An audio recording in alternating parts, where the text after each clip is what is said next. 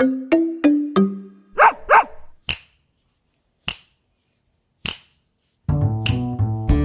I'm James Jacobson in Maui, Hawaii. And I'm Pamela Lawrence in San Francisco, California. And I'm Caroline Winter in Adelaide, Australia. Welcome to Dog Edition, the first show designed for you to listen to while you walk your dogs. Coming up, Dogs on Deployment, a very special organization that finds temporary placement for the dogs of military members on deployment. It's part of our Dog Days of Summer season. And putting smiles on faces around the world. How a border collie riding in a car through a COVID testing station started an Instagram sensation and lifted the spirits of those on the front line. So if you love dogs as much as we do, pause what you're doing, leash up your pup, and let's take a walk. We've got a lot to talk about on today's episode of Dog Edition. Hey, Pepper, want to go for a walk? So I was on Twitter this past week and came across a really interesting account I wanted to tell you guys about. You've heard of Pet Finder. It's the service that matches shelter dogs with people looking to adopt a pet or a dog. Great organization. Yeah. And so on Twitter, there's an account called Pet Finder Names, because oftentimes I think shelters name a dog because they assume that the dog's going to be renamed so they can come up with some clever dog names, like, for instance, lawnmower. Are you for real? Yeah. Names that you would never use. They're just placeholder names. Exactly. Placeholder names. That's the perfect word for it. Yes. And so Pet Finder Names sort of aggregates all of these silly names, and you can go on their account and see names like, Plague for a Chihuahua. I love it. Is it like a ipsum lorem? This is like ipsum lorem in graphics. You just put some text in. Exactly. But I'm actually always just sort of curious how you came up with Kanga and Roo, because I always think of, I think of Winnie the Pooh. Well, basically, I was anticipating years ago Caroline's involvement with an unnamed network. I had thought that was the case. It was all to woo Caroline. The story behind Kanga and Roo is pretty simple. I did like Winnie the Pooh, and I did like the Tao of Pooh. And I had in my mind that maybe someday there'd be two dogs. And I wanted a very tough girl name, and I thought Kanga was really good. So we named Kanga. And then about a year later, when we adopted another Maltese, whose name was Tinkerbell, probably a placeholder. You can hear her barking. She's like, what is that? Probably a placeholder name. When we adopted Tinkerbell, I was like, this is not going to work. I'm not going to go walking on the beach saying Tinkerbell. So we gently named her Roo, which is a funny story because we had a pet psychic who ended up saying that she likes her new name, even though we didn't tell her new name. And Kanga had told her that she likes her new name. Anyway, it's a long story. We'll get into some other, not here. So anyway, that's the story of Kanga and Roo. Look, for me, naming a dog is almost, as important, I think, as naming a baby. And I took it super seriously when we got Harvey. I had so many questions, and I went on a few vet pages about what names are appropriate for dogs. I was wondering, will he suit his name? Will I be okay yelling his name at the dog park? More importantly, will my husband be okay yelling his name at the dog park? And let's say like Plague or lawnmower's not going to cut it. Right. But it has got me thinking, and I wonder what rights you have as an owner if you name the dog. I mean, I named Harvey. Do I have some extra rights that my husband doesn't have? And what happens if you and your partner split and one person is fighting for custody of the dog? Can the fact that you named it be used to support your argument in a legal dispute? I had naming rights, so it's my dog more than yours. I'm going with yes on that one, but it's actually a really interesting question because I think, in most places, dogs or pets are kind of considered property, right? I hate even saying that, but that's what they're considered. It's true. And when breakups get messy and end up in court, the judge is the one that makes the decision on who gets the dog. And I think they base it on things like receipts showing who bought the dog, or who paid for the food and the toys and all the vet visits and things like that. And In some cases, the decision can even hinge on who has the nicer home. Like, is there even a yard for the dog? So stuff like that. It's interesting. It's so unfortunate that they are considered property. And I've even heard some horror stories of couples who split up and who are basically trying to hurt each other, doing those things that happen in divorce and split up by using the dogs as ammunition. Sometimes even when one partner doesn't like the dog that much, but then they will fight to keep it just to spite the other person. It's my It's dog. nasty. Yeah. In the middle of it, of course, are these attorneys who are probably very happy with all the extra fees that they're running up on these people who are fighting over Rover, probably not a name they found on Pet Finder. But these attorneys are maybe preempted if people do a prenup or a petnup, and they're becoming a thing so that we don't get caught up into the middle of this ugly argument if the marriage or the relationship doesn't work out. I'm hearing a lot more about pet nups. I think it's actually a good way to go. It's a tough conversation to have, but aren't all of these conversations tough ones to have? It's like a prenup. Yeah, It is. it's you either do it or you don't do it. And 1 in 2 relationships ending in divorce, it's not the worst idea. Absolutely. And it's one less emotional decision that couples need to make if they do break up. Here in Australia, and it's like the same in other countries like Canada and some states in the US, the courts have their hands tied really in how they deal with pets during a split. So effectively, as Pam says, your dog is personal property and treated like other things like furniture or clothing or computers. Oh, I know, which is just icky. so icky. Those laws, though, are starting to change in some places. So already in Alaska and California and Illinois, they're among states in the US that have brought in laws giving judges some leeway to prioritise a pet's well-being during a divorce. And it's there. Those are not the only states. New York, I heard, is the latest where dogs could soon have the same legal rights in divorce court as children. Wow. I know, right? That's a big deal. There's a divorce bill that if Governor Andrew Cuomo signs will mean the judge will have to consider the best interest of a pet before awarding custody, much like, that's used in child custody disputes. So it's good. They will have to, by law, that'll be the judge has to decide. That is like the way he Let's get him to sign decides who gets the kids and how they split them up. I think that's pretty awesome for the pets involved and pretty smart for all of us. Yes, I think he listens to Dog Edition. I'm sure he does. Andrew? If you're listening. Well, we'll wait and find out. Stay tuned. We'll be right back. You're listening to Dog Edition. This Dog Podcast Network show is brought to you in part by BarkBox. Give your dog exactly what they want. A totally customized box of toys and treats, especially for your pup, delivered to your door every month. As a DPN listener, you'll get a free month with a multi-month subscription when you use our link.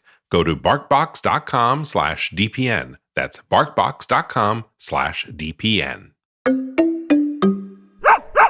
Welcome back to Dog Edition.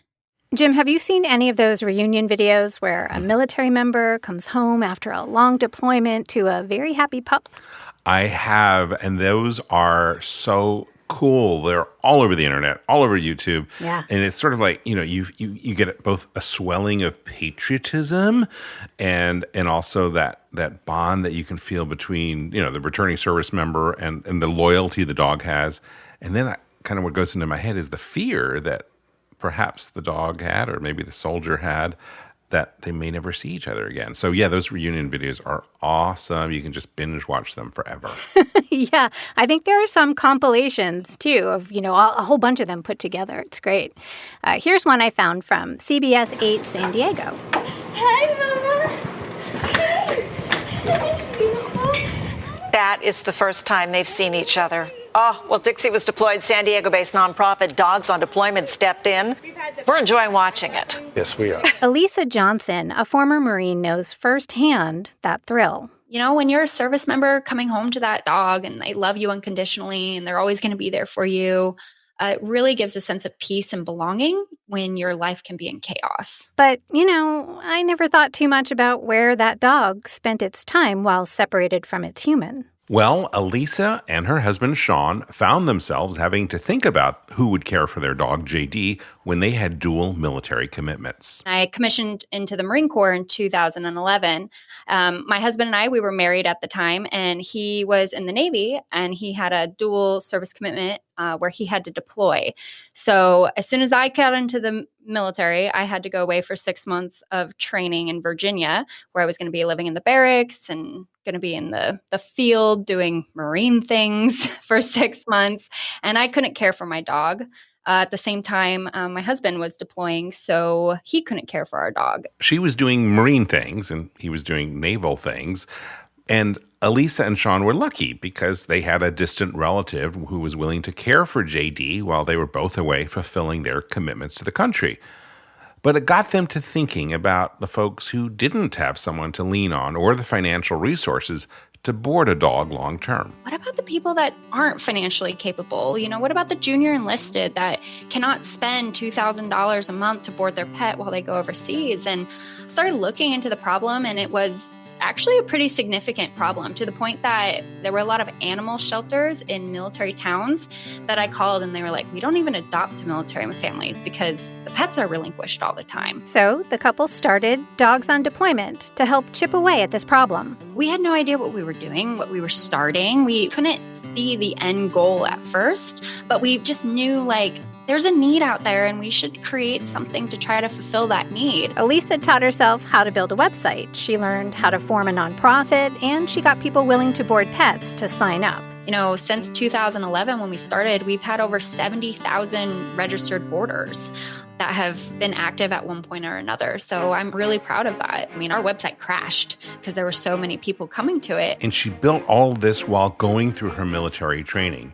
In fact, while in flight school, she was criticized for splitting her focus, but she was dedicated to both causes, and so she shot back. I kept trying to explain to these people that were supposed to be mentoring me that I am focused on those things, but I'm more than just a Marine. I'm more than just one thing, and I have the capacity to be able to do more with my life. Her goals in joining the military in the first place were to serve her country and to change people's lives for the better. And Dogs on Deployment served both of those same goals. So eventually, she dedicated herself full-time to the growing organization. So how does this work? What's at the core of this organization? I'm a military member and I need help with my pet, and I'm just a person that wants to help military members, and I love animals. And we bring these two together. And that was basically the very first idea of how we were going to build the core of our organization. And it's been pretty successful since. Hey, so it's kind of like a dating app. Well, yeah, sort of like that. Well, there are profiles you look at with information about the boarders, and the military members can reach out to the ones that they think are the best fit for their dogs.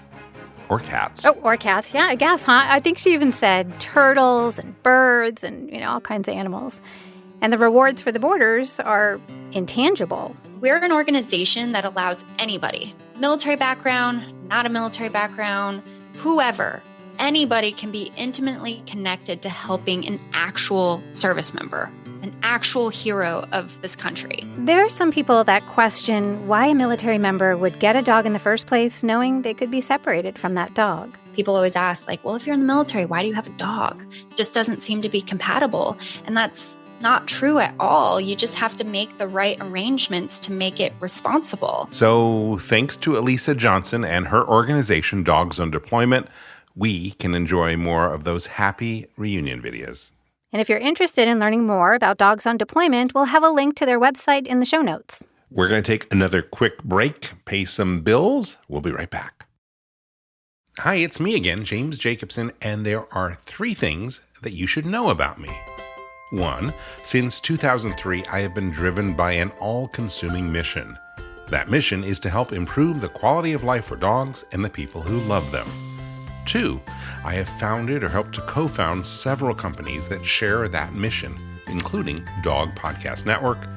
And 3, every day I give my dogs EverPup, the ultimate daily dog supplement made by Functional Nutriments, which is one of those companies. What is EverPup? EverPup is an extraordinary all-in-one supplement that you sprinkle on your dog's food.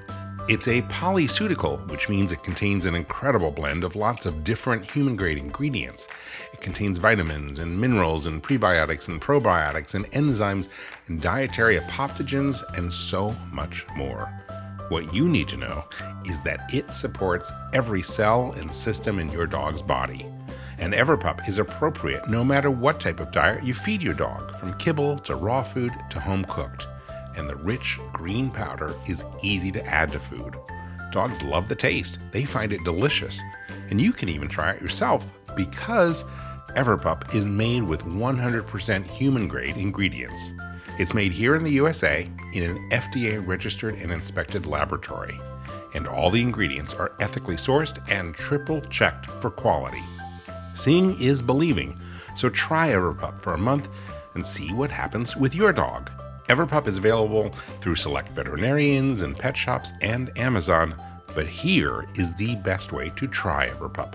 Join the Everpup Club and get free shipping to any U.S. address. As a listener to this podcast, you can get your first shipment of Everpup for just $8, including free shipping, when you use the discount code DOGEDITION. For all the details, go to everpupclub.com and try your first full jar of Everpup for just $8. That's everpupclub.com. Welcome back. They say an image is worth 1,000 words, but in this case, an image is worth 1,000 smiles. I'm talking about the hundreds of photogenic pooches that make up the popular Instagram account Swabdogs. The page was created by one of the frontline workers at a drive-through COVID station in Melbourne, Australia. And it all started when she noticed how many dogs were riding in cars with their owners as they came through for a COVID swab. What started with a few cute photos of dogs has gone viral. And it not only brings joy to the workers, but plenty of people right around the world as countries and communities continue to battle through COVID outbreaks and lockdowns. Here's Caro with the story. It isn't the most glorious of jobs, but sticking swabs up people's noses and down their throats during a pandemic is arguably one of the most important. It does take a particular type of person to be able to do the job efficiently and without freaking people out. Tiffany White is one of those particular people. The pathologist and traffic controller works at drive-through COVID testing centres in Melbourne, where she and her colleagues swab hundreds of people every day. I'm in charge of staff on various days, anywhere up to 5 or 6 pathology staff, anywhere up to 10 nurses. There's always a couple of doctors on site. We have anywhere up to 15 traffic controllers on site, depending on where we are and how busy we are. Tiffany is also the person behind the feel-good social media account, the Swabdogs of Instagram. Now you're about to meet the most unlikely stars of the pandemic. They're the household hounds and family pooches made to wait in cars as their owners get COVID tests. And now they're social media celebrities. The page has gone viral since it started in January. Melbourne was in the grips of a COVID outbreak when Tiffany spotted a cute Border Collie puppy riding with its owner through the drive-through station. But this puppy came through, 14-week-old, red and white Border Collie, and his eyes were still just starting to go dark, so they were still that greeny colour and just, beautiful, beautiful. And everybody from the gate right through to the tent, because, you start with traffic staff, then you've got your nurses, then you've got your doctors, and then they get to us. Everybody held up the car to talk to this dog because it was just gorgeous. She asked if she could take a photo to remember the moment. And then the very next car had a Kelpie and a Kelpie cross in it. And this Kelpie was just like, because I'm a Kelpie girl, I love my working dogs. And I'm like, oh, can I take a picture? And they're like, yeah, sure. And so I just went, stuff it, let's make this page. The Swabdogs of Instagram has exploded in popularity recently, with thousands of people around the world loving what they're doing. I literally will walk up to a car and go, hi, my name's Tiffany. I've got an Insta page. Can I take a photo of your dog? And they're all like, yes. And I'm like, okay, cool. So I then stand there and talk to the dog for the next 5 minutes and just have my camera going click, click, click, click. intrinsically it wants nothing other than for you to feel better. People are not used to that kindness anymore, I think, and particularly after the last 18 months. And who benefits? Well, there's the person getting the COVID test who is often nervous or feeling unwell or both. If you're anxious and I distract you talking about something that you love, you're automatically going to not focus on the thing that's distracting you. Then there's the rest of the world after media outlets picked up the story. I had a nurse that had worked COVID in London. She got COVID last year, got better. She's had both of her vaccinations and she's now infectious with the Delta variant. And she's like, just seeing these dogs every day is making me feel so much better. Thank you for doing something to brighten our day. And everybody has said the same thing. Thank you for doing this. It brightens our day. But the days it's brightening most is those of Tiffany and her fellow COVID swabbers, who, day in, day out, rain, hail or shine, don their personal protective equipment, put on their comfiest shoes and do their bit to stamp out a deadly pandemic. It's a reset. It really is. If we're been there for 3 hours and it's bang, bang, bang, we're seeing a patient every 2 minutes. There's cars everywhere. It's noisy. It's hot. It's cold. It's wet. It's windy. All of those things that you don't get when you're working inside, environment plays such a big role. So a dog comes in and it's the opportunity to get out of your chair and go and engage with something that doesn't want anything from you, that you don't have to do anything to. You just have to look at it and go, oh my God, you're gorgeous. We like dogs. We want to share pictures of dogs and have other people look at it and smile. If that is beneficial for everybody in the world, then that's awesome. There are around 650 photos on the page, each with hundreds of likes from more than 15,000 followers. All shapes and sizes of dogs have been snapped, with most of the pooches posing with paws and head out the window, just happy to be along for the ride. It's not just dogs, some cats and even a bird have made the cut. Tiffany says all pets are welcome. Well, most. Pretty much. Somebody messaged the other day and said, I spent 3 hours in a queue at a testing centre and thought I should have brought the snake for a drive. It's like, cool, just don't bring it near me. Because snakes I don't do snakes. At the moment, the swabdogsofinsta account is for smiles only, but Tiffany has considered taking it to the next level. The Swabdogs and I are very well aware that this is a very short window to create something positive going forward. If we were to monetise anything in any way, it would be with the purpose of encouraging good mental health, particularly in our young people, providing veterinary services for pets of the homeless, or providing them with fostering opportunities during a lockdown so that they can actually go and have a week in a hotel and not worry that their pet has been put in a pound. So what's next for the Swabdogsofinsta and those passionate health workers? I'd like to start Vax dogs. That'd be cool. Jab dogs, man. Jab dogs. That'd be great.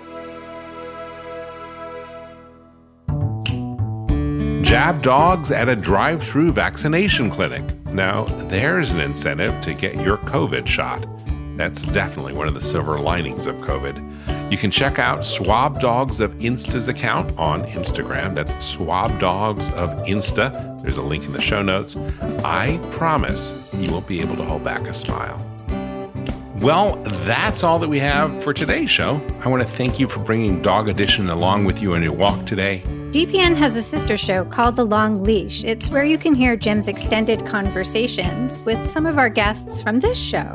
This week, you can check out my extended conversation with Alisa Johnson from Dogs on Deployment. That's on The Long Leash. There's a link in the show notes. And on the next episode of Dog Edition, the desert dog I couldn't desert. Dog Edition contributor Saskia Edwards brings us the story of Gobi, a scruffy, homeless little dog who earned her name after tailing ultramarathoner Dion Leonard on an extreme test of endurance in the Gobi Desert. You can listen to our entire back catalog of shows at dogedition.com. And there is a button on the bottom right of every page on that website where you can easily leave us a voicemail and share your story ideas with us. Who knows, we may work it into a future episode. Follow Dog Edition in whatever podcast app you use to listen and leave us a review. It'll help us to bring you more great stories. I'm Caroline Winter, your resident newshound. And I'm Pamela Lawrence. See you at the dog park. And I'm James Jacobson. I want to thank you for listening today. And on behalf of all of us here at Dog Podcast Network, we wish you and your dog a very warm aloha.